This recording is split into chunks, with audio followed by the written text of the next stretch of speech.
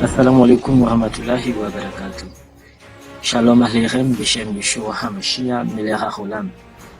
Que la paix soit avec vous. On attribue généralement à un grand chancelier de Suède, Axel Gustafsson, décédé au XVIIe siècle, les propos suivants. Les mensonges sont de la nature des boucles de neige qui tombent des montagnes. Ils grossissent à mesure qu'ils font chemin, jusqu'à ce qu'ils se dissipent, se fondent et enfin se réduisent à rien. Ces propos illustrent parfaitement notre objectif dans cette vidéo qui consiste à dissiper de grosses boules de neige qui ont fait le chemin à propos de l'interprétation musulmane sur les chapitres 2 et 7 du livre de Daniel le prophète. Ces deux chapitres qui, en effet, contiennent des prophéties jumelles ont plusieurs fois été exploités par certains apologistes musulmans pour tenter de prouver la légitimité de l'islam et celle du prophète Mohammed dans la Bible. L'un de ces apologistes est le nommé docteur Abdul-Majid Kassogouya, dont les erreurs qu'il distille sur la Bible ne cessent de nous émerveiller. Au même moment, plusieurs de ses confrères l'acclament aveuglément, sans vérifier la fiabilité de ses propos, quitte à contester même l'évidence qui est mise sous les yeux. Mais on ne peut mettre la lampe sur le boisseau, a dit le Messie Jésus. Au VIe siècle avant notre ère, le roi de Babylone, Nabuchodonosor, aussi appelé Nebuchadnezzar, fils de Nabopolassar, est confronté à des rêves mystérieux d'une gigantesque statue constituée de différents matériaux, depuis la tête jusqu'aux orteils, et dont la signification échappe à son entendement. Après la forfaiture de tous les sages, devins, magiciens et savants de son empire, c'est Daniel, jeune prophète, hébreu exilé, qui aura le privilège providentiel d'expliquer au roi son rêve et fournir une explication générale de celle-ci. Plus tard, c'est Daniel lui-même qui aura un songe de 4 bêtes ou animaux représentant 4 grands royaumes qui allaient dominer le monde depuis l'époque de Nabuchodonosor jusqu'à la fin des temps. Pour faire l'économie des mots, nous vous invitons à lire les chapitres 2 et 7 du livre de Daniel. D'ailleurs, le docteur Abdul-Majid fait un récapitulatif de ces deux chapitres et souligne la gémellité de ces deux textes prophétiques. Mais nous allons prendre seulement deux prophéties. La dernière fois, on a essayé de résumer à l'extrême la première prophétie. Il y a eu Daniel chapitre 2 à partir du verset 35 à 45 et Daniel chapitre 7 à partir du premier verset jusqu'au dernier verset du chapitre. Et dernièrement, on a résumé la première prophétie en disant que dans cette prophétie, il est dit que le roi Nabuchodonosor a eu un rêve d'une statue, n'est-ce pas, ressemblant à une forme... Ça, on nous dit ça même. Donc, qui avait une forme humaine, et cette statue était grande, la tête de la statue était d'or, la poitrine et les bras étaient d'argent, le ventre et les cuisses étaient d'airain ou en cuivre, les jambes de la statue étaient de fer, et les pieds étaient en partie de fer et en partie d'argile. Et pendant qu'il regardait la statue, il a vu une pierre se détacher sans le secours d'aucune main et venir frapper les pieds de la statue. Et la statue est tombée, s'est cassée, s'est transformée en poussière. Le vent est venu, l'a emporté, mais la pierre qui a frappé la statue commençait à grandir jusqu'à devenir une grande montagne qui a couvert toute la terre. Et expliquant maintenant cette prophétie, le prophète Daniel a dit, les 4 métaux de la statue symbolisent 4 royaumes qui vont se succéder sur cette terre, l'un après l'autre, successivement. Ils vont exister sur cette terre. Et la pierre qui a frappé le pied de la statue symbolise le nouveau royaume de Dieu.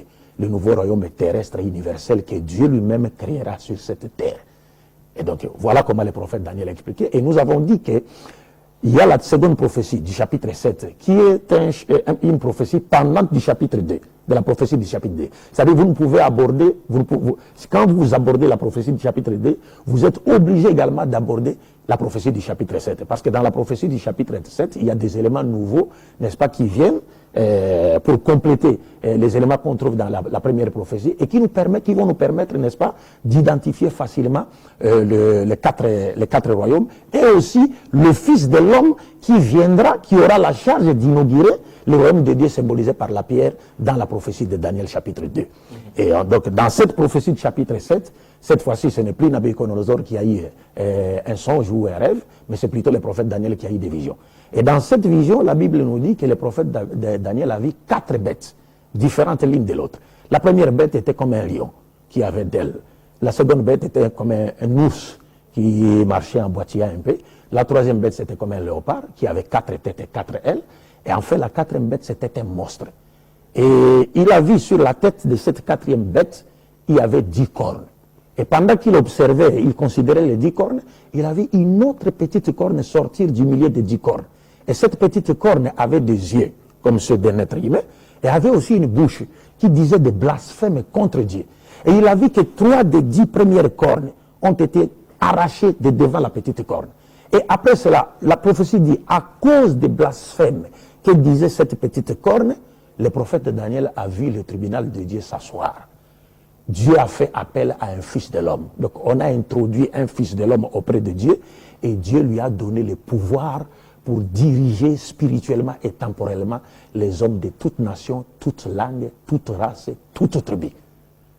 Et c'est ce fils de l'homme qui aura donc la charge d'inaugurer le royaume de Dieu, symbolisé par la pierre, non pas par une croix ou par une corne, mais par une pierre. Et c'est ce royaume-là qui va s'étendre sur toute la surface de la terre. Et ce royaume fera son apparition quand, selon la première prophétie, Daniel 2, Daniel nous dit, le quatrième royaume sera divisé.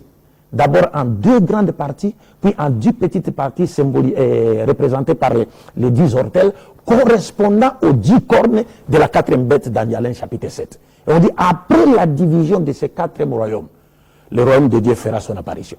Et le Fils de l'homme viendra pour inaugurer ce nouveau royaume sur la terre. Maintenant, les questions que nous devons nous poser, auxquelles nous devons répondre aussi, c'est lesquelles? C'est-à-dire, après avoir compris ces 2 prophéties, il y a des questions que nous devons nous poser et auxquelles nous devons répondre. Et ce sont les réponses à cette question qui vont nous permettre, n'est-ce pas, d'identifier le Fils de l'homme de Daniel 7 et aussi le royaume de Dieu symbolisé par une pierre dans Daniel chapitre 2. Alors ici, on se pose la question.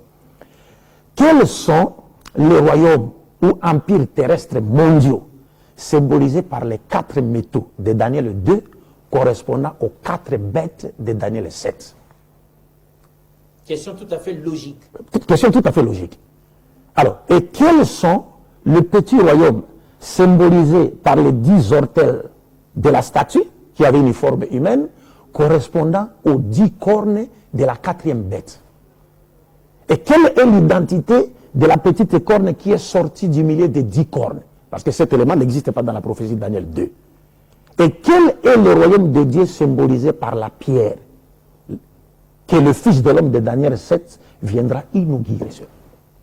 Voilà des questions que nous devons nous poser, auxquelles nous devons nous répondre, n'est-ce pas? Auxquelles nous devons répondre pour connaître la vérité. Pour connaître la vérité, les questions nécessitent donc des réponses. Il y a pourtant 2 détails clés qui ont échappé à l'analyse de notre docteur. Premièrement, le texte de Daniel, chapitre 7, le verset 13, qui est écrit en araméen, ne parle pas précisément d'un personnage appelé Fils de l'homme. Il y est plutôt question d'un Kevar Enash, c'est-à-dire quelqu'un qui est comme, qui est semblable, qui a l'apparence, qui ressemble à un fils d'homme. Nous reviendrons sur cette expression par la suite. Deuxièmement, le verset 11 du même chapitre 7 indique que la 4e bête a été tuée bien avant l'apparition du personnage comme un fils d'homme. Ces 2 détails, ainsi que bien d'autres éléments que nous allons relever par la suite, vont bâcler la thèse du docteur Abdelmajid. Ceci dit, voici les questions auxquelles Abdelmajid va tenter d'apporter une réponse. Que représentent les 4 royaumes de la statue de Daniel chapitre 2 qui correspondent aux 4 bêtes de Daniel chapitre 7? Quels sont les 10 auteuils de Daniel chapitre 2 qui correspondent aux 10 cornes de la 4e bête de Daniel chapitre 7? Et quelle est l'identité de la petite corne qui s'élève au milieu d'elle et qui fait tomber 3 d'entre les 10 cornes? Quelle est la signification des jambes en fer, des pieds et des auteuils à moitié faits et moitié agis? De quel royaume de Dieu est-il question quand il est fait mention de la pierre? Et qui est le personnage décrit comme un fils d'homme qui venait sur les nuées du ciel? Les réponses du docteur Abdelmajid s'avèrent intéressantes. Prêtons-lui la parole. Il est ravi de voir qu'on se pose ces 3 questions, sinon ces questions d'importance pour avoir aussi les réponses qu'il faut. Alors, Doc, on est tout oreille. Ouais. Question après question, c'est vous-même qui avez la réponse. Oui, oui, c'est-à-dire pour identifier ces royaumes qui ont été symbolisés par les... Là, maintenant, on mène une enquête oui, oui, minutieuse. Par les 4 métaux dans Daniel chapitre 2 et qui correspondent aux 4 bêtes de Daniel chapitre 7, il y a un point de départ de l'exégèse qui nous a été donné par le prophète Daniel lui-même. Lorsque s'adressant au roi Nabuchodonosor, il lui a dit, c'est toi qui es la tête d'or de la statue. Le premier royaume était symbolisé par la tête d'or de la statue. Et ce royaume, c'est le même qui est dans le chapitre 7, représenté cette fois-ci par un lion ailé. Et nous savons que le lion ailé fait partie du symbolisme des Babyloniens. Est-ce que vous comprenez? C'est clair. Donc, le prophète Daniel nous donne le point de départ pour connaître les royaumes. Un repère d'importance capitale. D'importance capitale. Il dit, c'est toi qui es la tête d'or. Donc ça montre clairement que le premier royaume, c'est l'empire néo-babylonien, avec Nabuchodonosor, fils de Nabopolassar, qui était à sa tête, donc Nabuchodonosor. Et il dit, après toi s'élèvera un autre royaume. Et après ce second royaume, il y aura un troisième royaume. Après, il y aura un quatrième royaume. Et ce quatrième royaume sera divisé en 2, puis en 10 petites parties. Et c'est seulement après la division de ce quatrième royaume que le royaume de Dieu, symbolisé par la pierre, fera son apparition, et qui sera donc inauguré sur cette terre par le Fils de l'homme, de Daniel 7. Maintenant, il nous a déjà indiqué les repères. Il dit, le premier royaume, c'est l'empire néo-babylonien. Le second, c'est quel royaume? Quand nous regardons dans l'histoire, mais qui ont succédé aux Babyloniens, l'histoire nous montre clairement que ce sont les Mèdes et les Perses qui ont succédé aux Babyloniens. Les Mèdes d'abord avec Darius, les Mèdes et Cyrus, les Perses qui auraient été son neveu. Et après cela, il y a un troisième royaume. Alors, donc là, nous voyons le deuxième royaume, l'empire médo-perse. Et on dit, après, donc cet empire médo-perse est symbolisé maintenant au 7e chapitre par l'ours qui marchait en boitillant. Et la prophétie, on nous montre clairement que après que les Mèdes aient fondé une union, aient constitué une union, après la mort de Darius, les Mèdes, Cyrus prendra le pouvoir. C'est pourquoi par après, c'était devenu seulement l'empire perse. Parce qu'on voyait l'ours marcher en boitillant. Et puis on dit, après le deuxième royaume, il y aura un troisième royaume. Mais qui ont succédé aux Mèdes et aux Perses? L'histoire nous montre clairement que ceux qui ont succédé aux Mèdes et aux Perses, ce sont les Grecs, avec à leur tête Alexandre le Grand. C'est clair. Alexandre le Grand. Et au chapitre 8, il y a d'autres détails sur, après la mort d'Alexandre le Grand, les divisions qu'a connu l'Empire grec, ainsi de suite. Ça, ce n'est pas l'objet de notre émission. De notre cours d'aujourd'hui. De notre cours d'aujourd'hui, si je puis m'exprimer ainsi. Alors, il dit, et après cela, donc ce troisième royaume, comme nous l'avons dit, est symbolisé ici, au chapitre 2, par le ventre et les cuisses d'airain ou en cuivre, et au chapitre 7, par un léopard qui avait 4 têtes et 4 ailes. Et lorsque Daniel a expliqué ça, il dit 4 têtes, parce qu'après la mort du grand roi, son royaume sera divisé en 4 parties. Et nous avons vu après la mort d'Alexandre le Grand, l'Empire grec s'est divisé, ces 4 généraux. Les 4 généraux d'Alexandre le Grand ont divisé l'Empire grec en 4 parties. Les généraux Séleucos, Ptolémée, Lysimaque et Cassandre, ainsi de suite. Et ils ont continué jusqu'à Antiochie Épiphane un peu plus tard. Tout ça, c'est dans les livres d'histoire. Dans les livres d'histoire. Et maintenant, on vous dit, il y aura un 4e royaume qui viendra. Et ce royaume-là sera dur comme du fer. Et c'est ce royaume qui est symbolisé par les jambes de fer, et au chapitre 2, et au chapitre 7, par un monstre qui avait des dents de fer. Maintenant, qui ont succédé aux Grecs dans l'histoire? Ce sont les Romains. Les Romains, c'est clair. Et Jésus-Christ a vécu sous la domination romaine. Maintenant, le prophète Daniel dit, le royaume de Dieu viendra après la division du 4e empire en 2 puis en 10 petites parties. 2, l'argile et le fer, 10 petites parties symbolisées par les 10 ortels, correspondant aux 10 cornes de la 4e bête. D'ailleurs, l'ange a expliqué, les 10 cornes symbolisent des rois, c'est-à-dire des royaumes qui vont sortir de ce 4e royaume. Mais quand est-ce que l'Empire romain s'est-il divisé en 2 puis en 10 petites parties? Donc il y a 10 petites parties. La grande question. D'abord, l'Empire romain s'est divisé en 2 grandes. Déjà à l'époque de l'empereur Dioclétien, en 284, il avait déjà commencé à installer déjà cette division. Mais la division a pris corps à l'époque de l'empereur Théodose le Grand. C'est-à-dire, après la mort de Théodose le Grand, en l'an 395, l'Empire romain s'est divisé en 2 grandes parties. L'Empire romain d'Orient, où son fils aîné Arcadius a régné, et l'Empire romain d'Occident, où son fils cadet Honorius a régné. Regardez, on vous dit, le royaume de Dieu viendra après la division de l'Empire romain. Or, Jésus-Christ a existé avant la division de l'Empire romain.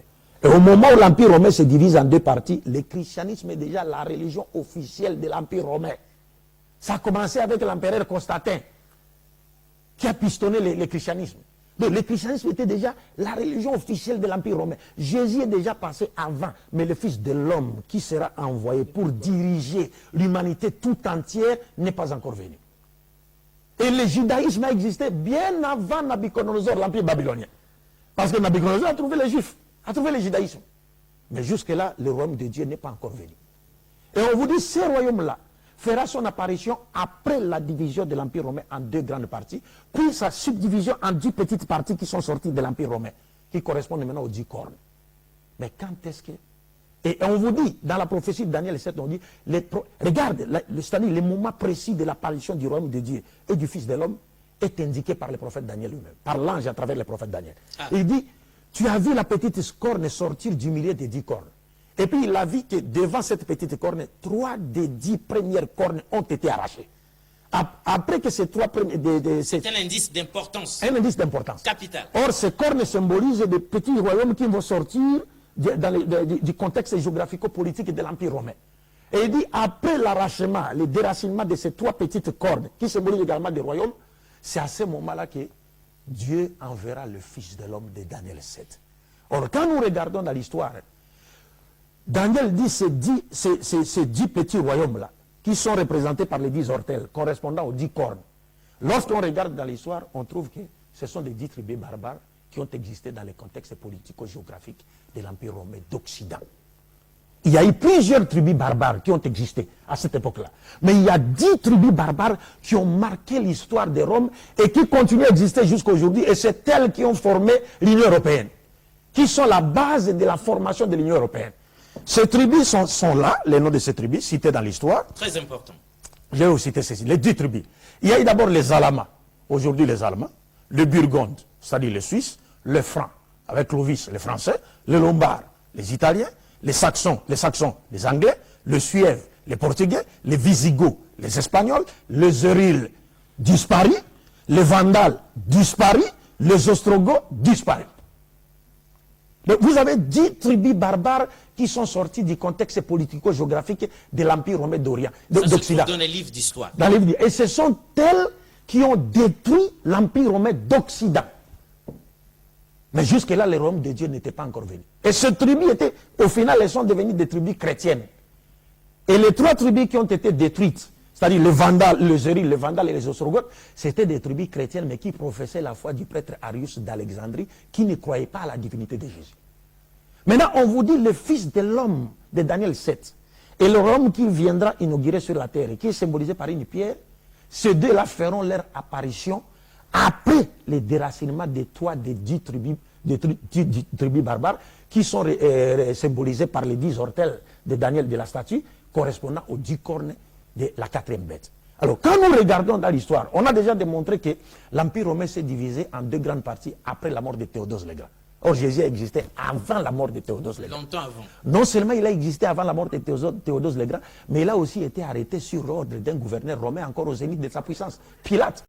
Là, si vous comprenez. Alors, quand vous regardez, on a déjà compris que Rome s'est divisée en 2 grandes parties après la mort de Théodose le Grand. Maintenant, ici, on vous dit que, on vous indique le moment précis de l'apparition du Fils de l'homme de Daniel 7. On dit, après le déracinement des 3 tribus, symbolisées, des 10 tribus symbolisées par les 10 cornes, représentées par les 10 ortels de la statue correspondant aux 10 cornes de la 4e bête, c'est à ce moment-là que le Fils de l'homme de Daniel 7 viendra. Or, la première tribu qui a été déracinée, c'est la tribu des Euryles, à 493 de notre ère, avec Odoacre et ainsi de suite. La seconde tribu qui a été, des 10 tribus là, parmi les 10 tribus, il y a 3 qui ont été déracinées. La seconde qui a été déracinée, détruite, c'est la tribu des Vandales, avec Gélimer et ainsi de suite. Ça, c'est en 534, si je ne m'abuse. Et enfin, la 3e tribu, c'est la tribu Ostrogoth. Donc en 552 ou 553, selon les historiens. Les uns et les autres. Bon, regardez maintenant. Si nous retenons la date, l'année 552, de la destruction de la dernière tribu des Ostrogoths, en 570, Mohammed naquit à la Mecque. Selon certains, 572. Donc, nous, on prend ici, par exemple, les 570. Donc, 570, Mohammed naquit à la Mecque. Ça fait combien de temps? 552, 570. Ça fait combien? Ça fait 18 ans. 18 ans, Mohammed naquit à la Mecque. Et 40 ans après, Mohammed déclare être le seul messager de Dieu que Dieu a envoyé à l'humanité tout entière. Et il vient inaugurer sur terre une religion qui a le symbolisme non pas de la croix ou de la corne, mais de la pierre. Est-ce que vous comprenez? Donc il vient juste après. Or Jésus est déjà passé. À présent, il nous appartient de faire l'autopsie des allégations d'Abdul-Majid et vérifier si elles correspondent effectivement aux faits historiques comme il le réclame. La première question à se poser, c'est pourquoi Abdul-Majid a-t-il sélectionné uniquement 10 tribus Baba, alors qu'il admet lui-même qu'il y a eu plusieurs tribus Baba. Quels sont les critères de sélection de ces 10 tribus Baba? Dans son propos, il affirme que malgré l'existence de plusieurs tribus, il y a 10 tribus Baba qui ont marqué l'histoire de Rome. Plusieurs tribus barbares qui ont existé à cette époque-là. Mais il y a 10 tribus barbares qui ont marqué l'histoire de Rome et qui continuent à exister jusqu'à aujourd'hui. Et c'est elles qui ont formé l'Union européenne, qui sont la base de la formation de l'Union européenne. Et pourtant, sur la base de tels critères, il n'y a pas que 10 tribus Baba qui ont marqué l'histoire de Rome et contribué à la chute de l'Empire romain. L'une des principales tribus Baba qui a joué un rôle primordial dans le démantèlement de l'Empire et qu'Abdul-Majid a passé sous silence, c'est la tribu de Zan. Au 5e siècle après Jésus-Christ, la terreur règne au sein des civilisations occidentales. Un déluge de flèches assombrit le ciel et l'Empire romain est assiégé par les barbares. La terreur est leur arme de prédilection qu'ils brandissent avec fureur devant l'ennemi. Ce sont les Huns, un peuple de violents envahisseurs venant de l'Est et animés par un profond désir de destruction. Mais les Huns ne se réduisent pas à leur agressivité.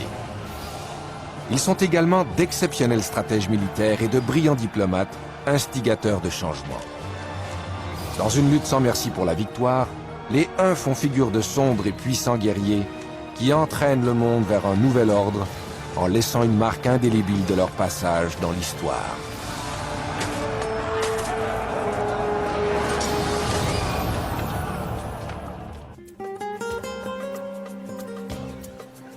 En dehors des Huns, l'histoire a aussi retenu le passage des Angles en Grande-Bretagne, des Jutes au Danemark en Grande-Bretagne, des Pictes en Écosse, des Frisons en Grande-Bretagne, au nord-est des Pays-Bas et au nord-ouest de l'Allemagne, des Alains en Espagne, en Afrique du Nord, des Bavarois en Bavière, en Autriche, des Gépides en Europe centrale et bien d'autres tribus encore. La chute de l'Empire romain d'Occident ne fut pas l'affaire de seulement 10 tribus Baba ayant marqué son histoire. Plusieurs autres répondent aux mêmes critères. Abdul-Majid s'est contenté de sélectionner uniquement 10 tribus parmi elles pour faire coller avec la mention de 10 auteurs et 10 contes dans la prophétie. Or, chose intéressante, c'est que le chapitre 2 de Daniel mentionne les auteurs comme faisant partie des pieds de la statue. Et parallèlement, les versets 20 et 24 du chapitre 7 montrent que les 10 cornes se trouvent sur la tête de la 4e bête. Ce qui signifie que les 10 petits royaumes dont Daniel a parlé devraient être issus, émergés ou sortis du 4e royaume. Abdul-Majid lui-même a reconnu ce fait lorsqu'il dit que ces 10 auteurs, c'est-à-dire les 10 cornes, sont des royaumes qui vont sortir de ce 4e royaume, qui vont sortir du contexte géographico-politique de l'Empire romain. La question qu'il faut maintenant se poser est la suivante. Les 10 tribus Baba énumérées par Abdul-Majid sont-elles sorties de l'Empire romain ou sont-elles sorties du contexte géographico-politique de l'Empire romain? Voici, comme premier élément de réponse, un petit cours d'histoire prodigué à des élèves de la classe de CM1 de l'Académie d'Amiens en France. Les invasions germaniques. Jusqu'au IVe siècle, l'Empire romain domine la Méditerranée. À sa frontière du nord vivent des peuples germaniques comme les Visigoths, les Ostrogoths, les Vandales, les Burgondes ou les Francs. En 375, les Huns, un peuple venu d'Asie, avec à leur tête Attila, envahissent toute l'Europe. Ce déferlement oblige certains peuples germaniques à se déplacer. Ils occupent alors une partie de l'Empire romain. Les Visigoths se déplacent dans les Balkans, et les Vandales s'installent en Espagne.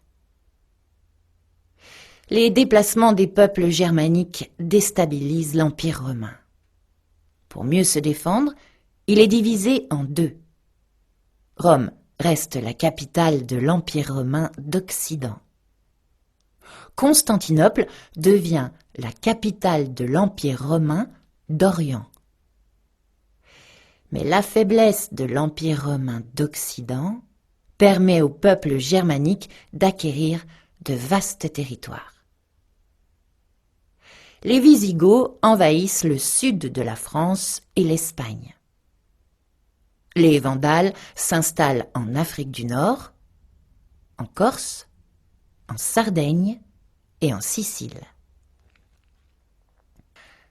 Les Burgondes occupent l'est de la France et les Francs la région du Rhin.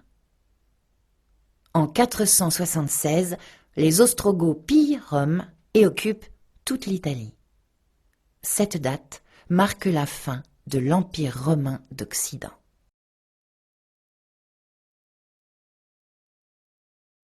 Les invasions germaniques.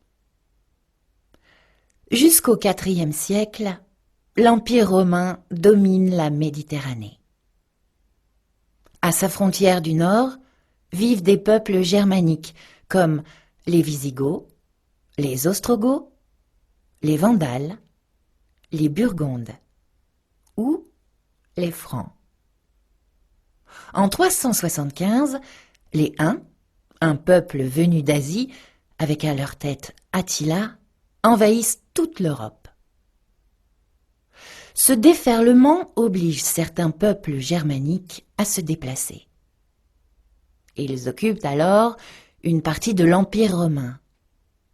Les Visigoths se déplacent dans les Balkans et les Vandales s'installent en Espagne. Les déplacements des peuples germaniques déstabilisent l'Empire romain. Pour mieux se défendre, il est divisé en deux. Rome reste la capitale de l'Empire romain d'Occident. Constantinople devient la capitale de l'Empire romain d'Orient. Mais la faiblesse de l'Empire romain d'Occident permet au peuple germanique d'acquérir de vastes territoires. Les Visigoths envahissent le sud de la France et l'Espagne.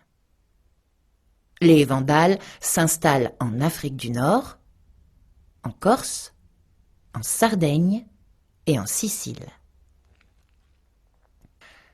Les Burgondes occupent l'est de la France et les Francs la région du Rhin. En 476, les Ostrogoths pillent Rome et occupent toute l'Italie. Cette date marque la fin de l'Empire romain d'Occident.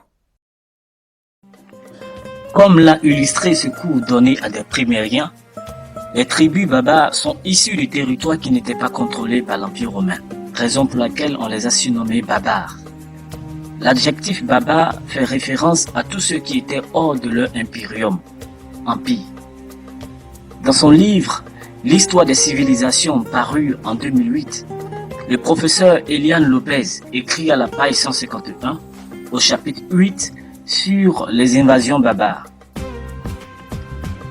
Les Romains nommaient barbares tous les peuples qui ne faisaient pas partie de leur empire et ne vivaient pas suivant leur mode de civilisation. Mais qui étaient les barbares? À l'exception des uns d'origine asiatique, tous étaient des Germains, donc des peuples celtes. Ils différaient des Romains par leur aspect physique, la rudesse de leurs mœurs, leur langue, leur religion et leur organisation politique. Cela dit, comment Abdul-Majid peut-il faire correspondre les 10 auteuils de la statue ou les 10 cônes de la 4e bête aux 10 tribus barbares qu'il énumère, alors que toutes ces tribus citées sont des peuples étrangers aux Romains? Comment Abdul-Majid peut-il affirmer que l'Empire romain d'Occident s'est divisé en 10 petites parties, alors que les tribus qui ont fait effondrer cet empire excédaient le nombre de 10? Par ailleurs, un point significatif que le docteur a omis dans son raisonnement. Si les 10 tribus qu'il a citées correspondent effectivement aux 10 auteuils et aux 10 cônes, ceci signifierait que les 10 auteuils ont détruit l'un des pieds de la statue, ou encore que les 10 cônes de la 4e bête ont frappé mortellement une partie de la bête elle-même. Ainsi, tout au long de l'existence de l'Empire byzantin, la statue du rêve de Nabuchodonosor serait restée sur un seul pied pendant près de 1000 ans. Ceci est un raisonnement erroné qui ne colle même pas avec les descriptions prophétiques de Daniel. Abdul-Majid affirme également que les 3 tribus barbares qui ont été déracinées sont les Hérules, les Vandales et les Ostrogoths. Mais déracinés par qui? Il ne répond pas explicitement à cette question. Selon les versets 8, 20 et 24 du chapitre 7 du livre de Daniel, il apparaît clairement que c'est une petite cône qui devait sortir du milieu des 10 cônes, qui était censée faire tomber 3 cônes parmi elles. Si on applique ce que dit la prophétie aux explications d'Abdul-Majid, force est de conclure que les Hérules, les Vandales et les Ostrogoths ont été renversés par une petite cône. Or, que nous dit l'histoire? Comment ces tribus ont-elles été déracinées?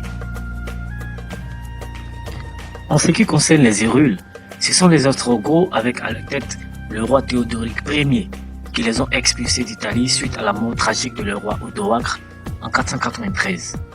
Henri Engelhard souligne dans le livre Histoire abrégée du Moyen-Âge publié à Paris en 1836 que la prise de Ravenne et la mort tragique d'Odoacre mit fin à la domination des Hérules en 493 sur l'Italie.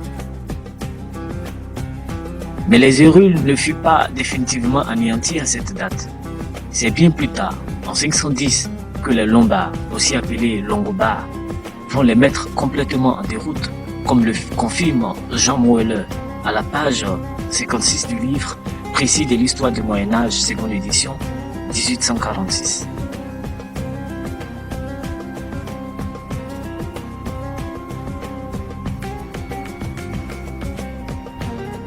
En adaptant ces faits historiques à l'interprétation d'Abdul-Majid, il y a quelque chose qui ne colle pas. Qui est représenté par la petite cône? Les Ostrogoths ou les Lombards? Qui plus est, la prophétie de Daniel ne contient aucune mention selon laquelle l'une des 3 cônes, dont font partie les Hérules selon Abdul-Majid, serait déracinée par l'une des 2 autres cônes. C'est plutôt une petite cône, différente des 10 premières cônes, et qui est elle-même une 11e cône qui ferait tomber les 3. Alors comment les Lombards, qui font déjà partie des 10 cônes, ainsi que les Ostrogoths, qui font eux aussi partie des 10 cônes, ont-ils pu anéantir les Hérules, qui sont eux aussi une des 10 cônes? Suivant l'interprétation du docteur Abdul, les 10 cônes se sont combattus entre elles. Quelle interprétation fantastique! Qu'en est-il de Vandales? Qui a déraciné cette tribu barbare? L'histoire montre qu'ils ont été vaincus par le général byzantin Bélisaire et son armée envoyée par Justinien, empereur de l'Empire romain d'Orient, afin de reconquérir l'Italie et l'Afrique du Nord en vue de restaurer l'universalité de l'Empire romain. Bélisaire captura le dernier roi vandale, Guilimer, et l'envoya auprès de l'empereur à Constantinople, alors capitale de l'Empire romain d'Orient.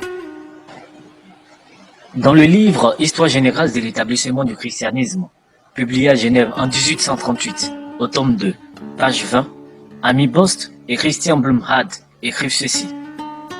Occupé d'ailleurs depuis longtemps du rétablissement de l'Empire romain, il, c'est-à-dire l'empereur Justinien, songeait d'autant plus à l'Afrique que les mécontents de ce pays le pressaient de venir en chasser les Vandales pour y ramener l'ancien état civil et religieux. Comme les Vandales ne s'étaient point préparés à cette attaque, les Grecs débarquaient sans difficulté. Les habitants du pays se joignirent à eux par milliers. Bélisaire s'empara de Carthage. Et peu de temps après, Guilimer fut complètement défait et amené en triomphe à Constantinople en 534. L'évidence est sous nos yeux. Le royaume des Vandales a été déraciné par l'armée de l'Empire romain d'Orient. C'est un fait qui porte un coup fatal, une fois de plus, à la théorie d'Abdul-Majid, dans la mesure où, selon la prophétie, c'est la même petite corne qui a déraciné les Hérules, qui devait aussi déraciner les Vandales.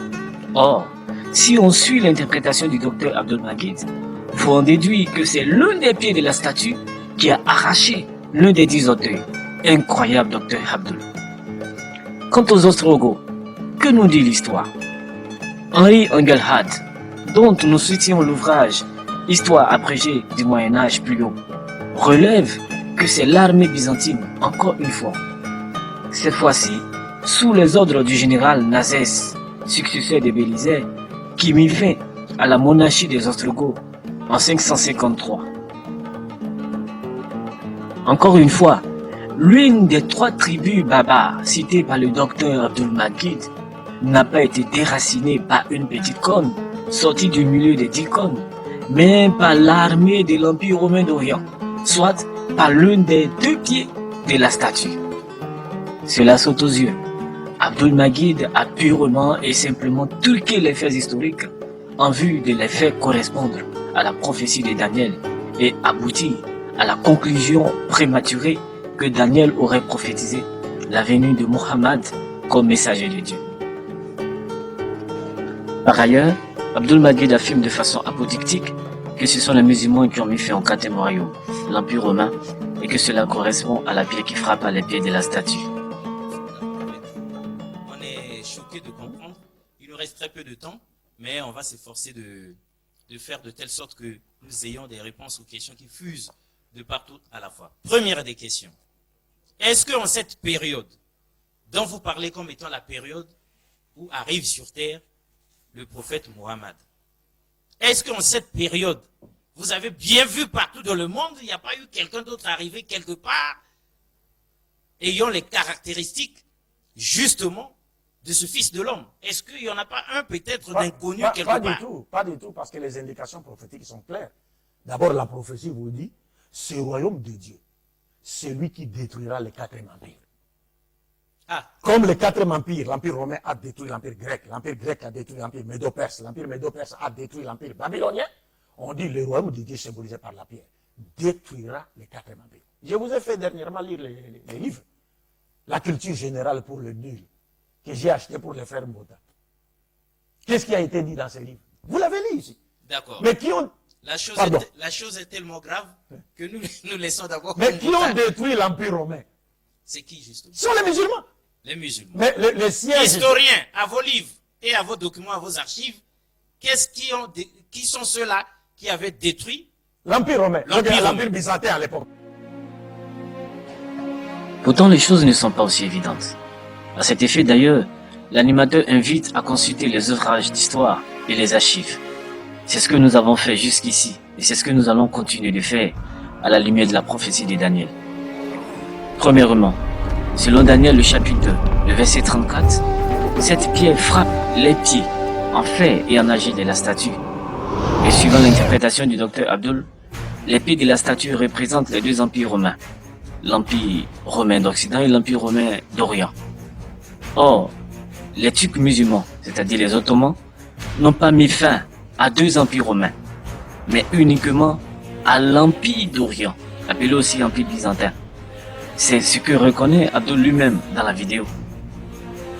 Donc, si la pierre représente les Ottomans, et par extrapolation, les musulmans en général, comme le souhaite Abdul-Majid, alors elle aurait frappé un seul pied de la statue, et non les 2, puisque l'autre pied, l'Empire romain d'Occident, s'était déjà effondré des siècles plus tôt, en 476.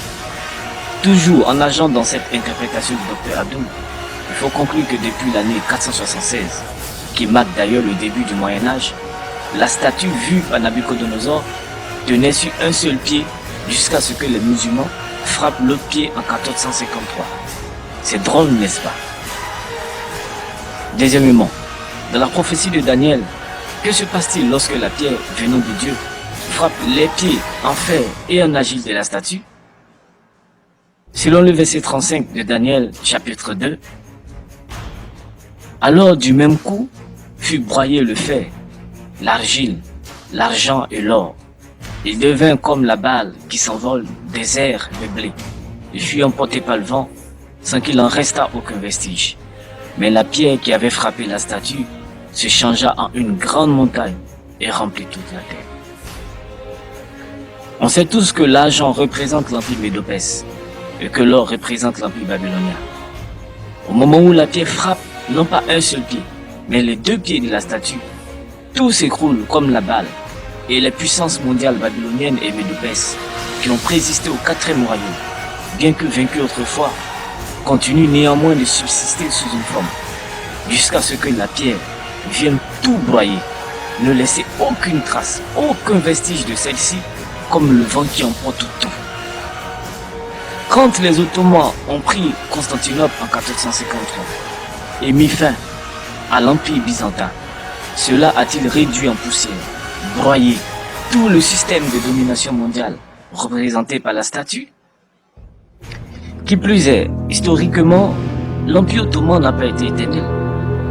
Non seulement cet empire n'a pas frappé le pied en agile de la statue, qui est l'Empire romain d'Occident, conformément à la théorie d'Abdul-Majid, mais encore, il n'a pas broyé toute la statue, le fer, le bronze, l'argile, l'argent et l'or.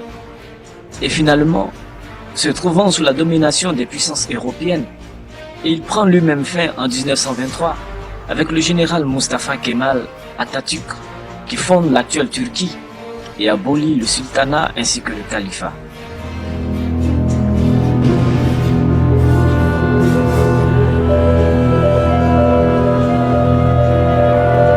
En 1918, à 37 ans, Kemal est élevé au rang de héros national, tandis que sous la conduite du gouvernement jeune turc, l'Empire est défait. Au moment de la signature de l'armistice, l'Empire est dans un très mauvais état. L'Empire est sous contrôle complet ou majeur des Alliés. Et le jour où Mustafa Kemal revient à Constantinople, et il voit embosser dans la rade toute la flotte alliée, et donc pour lui c'est vraiment un symbole d'une situation qui est pour lui inacceptable, de voir son pays et sa capitale occupés par des forces alliées.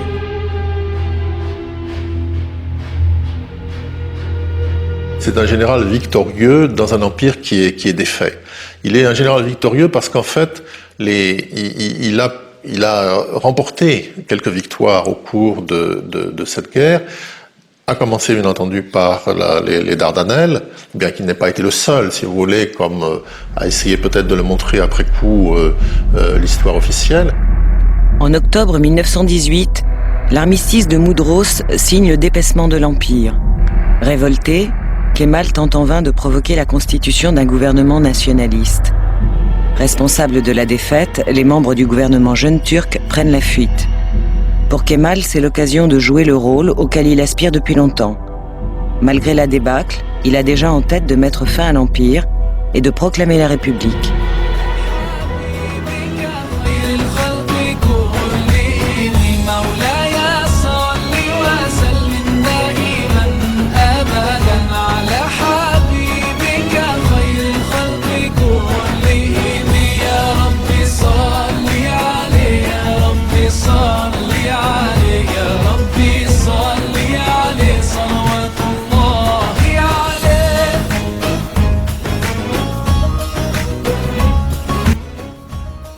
Or, à propos de la pierre qui frappe les pieds de la statue, Daniel a expliqué au chapitre 2, le verset 44, qu'il s'agira d'un empire qui ne sera jamais détruit, un empire qui ne cédera la place à aucun autre peuple. Il écrasera et anéantira tous les autres empires et subsistera lui-même éternellement. Quel est cet empire ou royaume qui subsistera éternellement? Est-ce l'empire ottoman qui a mis fin à l'empire byzantin et qui a lui-même pris fin en 1923? Ou est-ce la religion islamique dans son ensemble? Ou encore la pierre vénérée à la Mecque, la Kaaba? Quelle que soit l'identification suggérée, ni l'empire ottoman, ni la religion islamique, ni la Kaaba n'ont broyé ou réduit en poussière tous les systèmes de domination mondiale représentés par la statue en 1453. Nous soulignons dès les premières minutes de cette vidéo que le verset 13 du chapitre 7 de Daniel ne parlait pas précisément d'un personnage appelé Fils de l'homme. Mais écoutons le docteur Abdul. Le Fils de l'homme. Ce titre, c'est sacré. Quand on dit le Fils de l'homme, c'est universellement reconnu, c'est Jésus. Alors comment osez-vous sur ce plateau, venir carrément déclasser Jésus, le mettre dans la poubelle et installer à la place le prophète Mohammed. N'est-ce pas une imposture? Donc, dites-nous, parce que nous les chrétiens, nous savons que le Fils de l'homme, quand on dit Fils de l'homme, c'est Jésus. Non, ça c'est méconnaître la Bible. La Bible. Parce que le terme Fils de l'homme est utilisé dans la Bible comme dans le Coran pour parler de tous les êtres humains. D'abord, c'est un terme générique. C'est-à-dire, lorsqu'on nous appelle, nous, des fils de l'homme, c'est-à-dire nous sommes des descendants d'Adam et Ève. Et par conséquent, nous sommes différents de toutes les créatures qui avaient existé dans les jardins d'Éden à l'époque. C'est-à-dire, nous sommes différents des animaux qui étaient là. Nous sommes non seulement différents des bêtes qui étaient là, mais nous sommes également différents des anges. Et nous sommes également différents de Dieu lui-même. Fils de l'homme, c'est-à-dire descendant d'Adam. Nous sommes de la race d'Adam. Pourtant, Daniel ne dit pas ici qu'il voit un Ben Adam, un fils d'homme, comme il est lui-même désigné en hébreu par un ange au verset 7 du chapitre 8. Plutôt, il voit venir sur les nuées du ciel un être qui avait l'apparence d'un homme. L'expression qui apparaît au verset 13 du chapitre 7 est en araméen, à savoir Bar Enash, rattaché à la préposition comparative Ke, et signifie comme, semblable à un fils d'homme. Un tel procédé littéraire n'est pas unique dans le livre de Daniel. À titre d'exemple, le premier royaume est comparé à un lion, Ker Haye, qui fut dressé sur ses pieds comme un homme, Ker Enash. En Daniel chapitre 7, le verset 4. On n'en déduira pas pour autant que l'empire babylonien était littéralement un lion ou littéralement un homme. En Daniel, le chapitre 7, le verset 9, l'ancien des jours avait un vêtement comme la neige, mais ce n'était pas de la neige littérale. Des cheveux comme de la laine pure. Son trône était comme des flammes de feu. Tout ceci n'est pas à prendre au sens littéral. Ce ne sont que des images symboliques. De même, dans une vision qu'il relate au chapitre 8, Daniel dit également au verset 15 avoir vu un être qui ressemblait à un homme qui se plaçait en face de lui, alors qu'il s'agissait d'un ange. De même, au chapitre 9, le verset 21, Daniel fait mention de l'homme Gabriel. Or, Gabriel est un ange. Nous sommes dans un contexte de vision, et les images perçues par les prophètes ont un caractère symbolique. Ézéchiel, par exemple, décrit Dieu dans une vision comme étant assis sur un trône et ayant une forme qui ressemble à un être humain. Le docteur Abdul prétend que ce personnage, qui était comme un fils d'homme et qui venait sur les nuées du ciel dans la vision, ne peut être Jésus, puisque Jésus est venu avant la division de l'Empire romain en deux, a été condamné à mort par un gouverneur romain, Pilate, et qui n'a pas mis fin à l'Empire romain. Tandis que Mohammed, lui, est apparu vers 570, soit quelques années après le déracinement de la dernière tribu barbare des Ostrogoths, et que ses disciples, c'est-à-dire les musulmans, ont mis fin à l'Empire byzantin en 1453.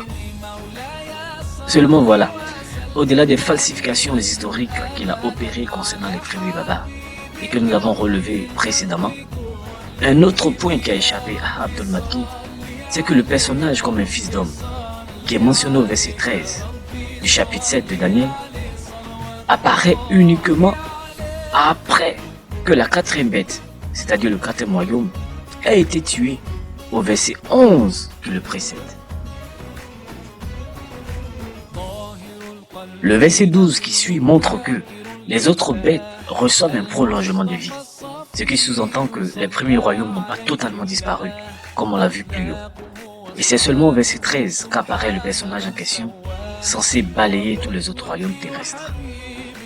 Ainsi, si on suit la logique d'Abdul Magid à la lumière du texte prophétique, celui qui est désigné comme un fils d'homme doit venir non pas simplement après la division définitive de l'Empire romain en deux parties, comme il le souhaite, mais surtout après que la quatrième bête ait été tuée, détruite et jetée dans un feu intense. Comment comprendre que Mohammed, s'il est le personnage de la prophétie, soit apparu plus de 8 siècles avant que la bête n'ait été tuée en 1453? Mohammed naquit en 670 et mourut en 632 et n'a pas mis fin aux deux empires romains. Et fait remarquable, Il est dit au verset 14 du chapitre 7 de Daniel que les peuples, les nations et les langues serviront ce personnage décrit comme un fils d'homme. Le verbe araméen employé ici et qui est généralement traduit par sévi apparaît dans d'autres passages araméens du livre de Daniel et se réfère à l'adoration, au service exclusif rendu à une divinité. Comme l'explique le professeur James Hamilton à propos de ce verbe, ce langage est utilisé ailleurs chez Daniel pour faire référence au genre de service rendu à ce que l'on adore. En fait, le seul personnage dans toute la Bible qui est dépeint comme un fils d'homme et qui est associé à des nuées du ciel, c'est Jésus. Ce fait ne souffre d'aucune contestation. Par exemple, en Matthieu chapitre 26, le verset 63, où il se tient devant des membres du Sanhédrin, Jésus leur dit « Seulement je vous le déclare, désormais vous verrez le Fils de l'homme siégeant à la droite de la puissance et venant sur les nuées du ciel. » On remarquera ici l'usage de l'expression « Ouion tout anthropo », Fils de l'homme en grec, précédé de l'article défini décliné à l'accusatif, ton, soit le Fils de l'homme, comme si Jésus faisait allusion à un personnage déjà connu de ses auditeurs. Et c'est bien le cas, vu l'association de ce Fils de l'homme avec les nuées du ciel, qui siège à la droite de la puissance. Le mot puissance qui est une circonlocution pour désigner Dieu. On a rien que dans ce propos une allusion directe au psaume 110, verset 1, et à Daniel, chapitre 7, les versets 13 à 14. On soulignera aussi que dans les traditions juives anciennes, on trouve des mentions explicites de ce personnage clairement identifié au Messie. Cet avis fut partagé par le grand rabbin juif du XIe siècle, Rabbi Shlomo ben Yitzhak, surnommé Rashi. Le Talmud babylonien contient au Sanhédrin 98a une discussion de certains rabbins qui avaient constaté ce qui leur paraissait comme une contradiction entre Zacharie chapitre 9 verset 9, où il est dit que le Messie viendra sur un âne, et Daniel chapitre 7 verset 13, où il est dit qu'il viendra sur des nuées. La réponse qu'ils avaient proposée était que si Israël n'était pas digne de recevoir le Messie, il viendra sur un âne. Mais si Israël est digne de le recevoir, il viendra sur des nuées des cieux. Le rabbin Menassé ben Israël, qui vécut au XVIIe siècle et qui a joué un rôle important pour le retour des Juifs en Angleterre après leur expulsion en 1290, a ainsi commenté le passage de Daniel chapitre 7, le verset 13 à 14, dans son livre « La pierre glorieuse de Nabuchodonosor » ou « La fin de l'histoire au XVIIe siècle ». Traduit par Knafo à Paris en 2007, les pages 171 à 172. Daniel raconte comment, une fois achevée la 4e monarchie, la 5e sera donnée au roi Messie, descendant de la maison de David. Il s'ensuivra immédiatement sa domination sur le monde. C'est aussi ce qu'affirmaient les anciens quand il dit en Sanhédrin 98a que le Messie attend aux portes même de Rome pour être prévenu sans délai le moment venu. Et tout comme Daniel a vu sortir les 4 animaux terrifiants de la mer, de même il a vu apparaître ce personnage semblable au Fils de l'homme, fort et vertueux, venant des nuages, qui se présentait au ciel devant la majesté divine. On remarquera qu'il ne dit pas un homme, mais comme un fils d'homme, car ce monarque n'est pas représenté sous l'aspect d'un animal, comme le précédent, mais comme le fils d'un être doué de raison. Comme tel, il dominera toutes les autres nations avec l'autorité naturelle que les hommes ont sur les bêtes irrationnelles. Ou alors, parce qu'en la personne de ce Messie, comme dit Isaïe au chapitre 11, seront contenues toutes les vertus à la fois, à un tel point que, tout en étant humain, il sera supérieur à tous les humains et s'élèvera par sa grandeur au degré le plus haut de la hiérarchie des êtres. Alors, quand il se présentera devant la divine majesté, sur son très haut trône, Dieu lui donnera de sa main l'empire universel sur le monde, et toutes les nations ayant une loi, tous les païens, les hommes de toutes les langues se soumettront à lui obéiront. Cette idée d'un Messie qui, bien que pouvant être humain, est à la fois supérieur à tous les humains, et dominant sur toutes les autres nations, les païens, les hommes de toutes les langues, les passant rappeler la croyance chrétienne au sujet de Jésus, qui, étant venu une première fois et rentrant à Jérusalem sur le dos d'un âne, reviendra une seconde fois sur les nuées, comme le dit le livre de l'Apocalypse, au chapitre 1, le verset 7, au point où tout œil le verra, et même ceux qui l'ont percé, et toutes les tribus de la terre se lamenteront à cause de lui.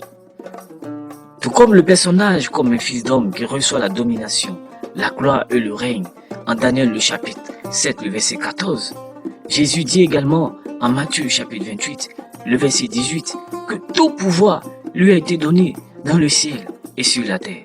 Et en Apocalypse le chapitre 5, le verset 12, il est dit à son sujet, l'agneau qui a été immolé est digne de recevoir la puissance, la richesse, la sagesse, la force, l'honneur et la louange.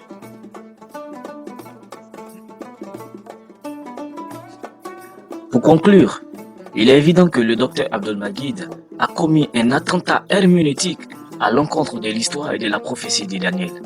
Il a tordu le cou des données et fourni des explications approximatives sous le vernis de la science historique, alors que l'envers du décor révèle un trucage honteux. La quête frénétique de preuves bibliques pour légitimer le prophétat de Muhammad pousse de nombreux apologistes musulmans à falsifier la Bible et l'histoire sans aucune gêne. Mais aussi longtemps que les mensonges, comme des boules de neige qui tombent des montagnes, grossissent à mesure qu'ils font chemin et finissent par se dissiper, se fondre et enfin se réduire à rien une fois qu'on les expose à la lumière du soleil émanant de la Bible et de l'histoire. Barakallahu fikoum, Dieu vous bénisse.